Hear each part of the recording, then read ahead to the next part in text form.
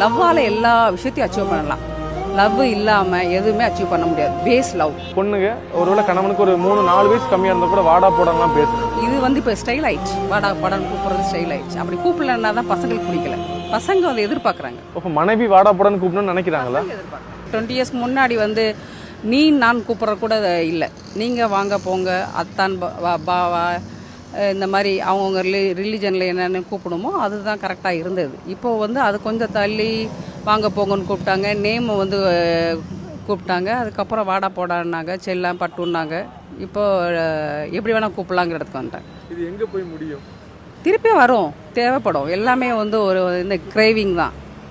எல்லாமே இது மாடர்ன் லைஃப்பில் வர்றோம் அப்படின்னு நினச்சிட்டு அவங்களோட பொசிஷனை விட்டு கொடுக்குறாங்க. யாரும் அந்த இடத்த விட்டு தரக்கூடாது. கூடிய சீக்கிரம் ஆண்கள் மனைவியை வாங்க போங்கன்னு பேசி அவங்க வாடா போடன்னு சொல்லக்கூடிய காலம் வந்துருமா? அப்படி வராது.